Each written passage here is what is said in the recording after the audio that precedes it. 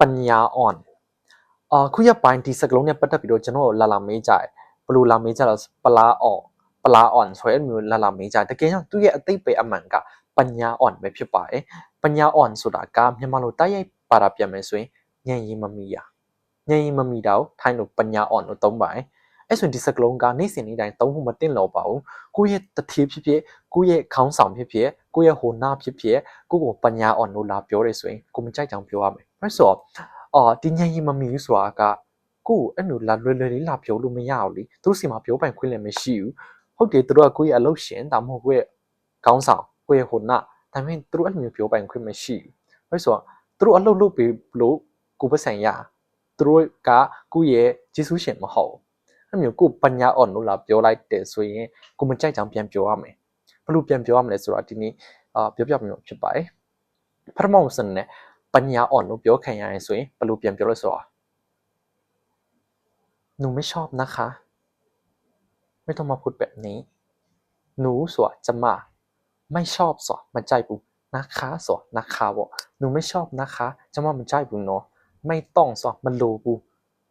มาพูดဆိုတာလာပြောဒီแบบนี้ဆိုတာဒီလိုမျိုးหนูไม่ชอบนะคะไม่ต้องมาพูดแบบนี้ကျမမကြိုက်ဘူးနော်ဒီလိုလာမပြောနဲ့နောက်ဒုတိယအနေနဲ့ဘယ်လိုပြန်ပြောလို့ရလဲဆိုတော့หนูไม่ได้ปัญญาอ่อนนะหนูทำได้หนูไม่ได้ปัญญาอ่อนဆိုတာหนูဆိုတာကျမကไม่ได้ဆိုတာမရဘူးปัญญาอ่อนဆိုတာဉာဏ်ရည်မမီอ่ะหนูไม่ได้ปัญญาอ่อนนะကျမဉာဏ်ရည်မမီอ่ะမဟုတ်နော်หนูทำได้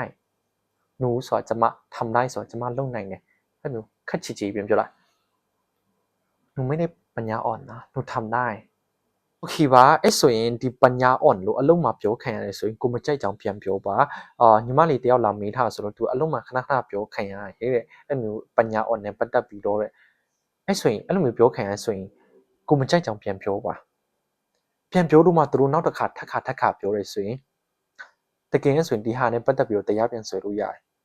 ရဲစခန်းမှာအမှုဖွင့်လို့ရတယ်ရဲစခန်းမှာအမှုဖွင့်ပြီးတော့တရားဆွဲလို့ရတယ်အဲ့ဆိုတော့ဒီဟာက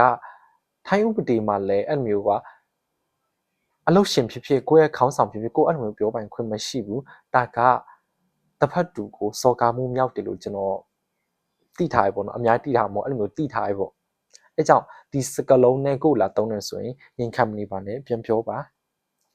အဲ့လိုကျေးဇူးတင်ပါတယ်ဒီနေ့ကတော့ปัญญาอ่อนဆိုတဲ့စကလုံးနဲ့ပတ်သက်ပြီးတော့လာ sharing လုပ်ပေးတာဖြစ်ပါတယ်နောက်ဗီဒီယိုတွေမှာလည်းတွေ့ကြပါမယ်တပိုးချနေတတ်တယ်ဆိုရင် save for share လုပ်ဖို့မမေ့ပါနဲ့ bye bye see you in the next vlog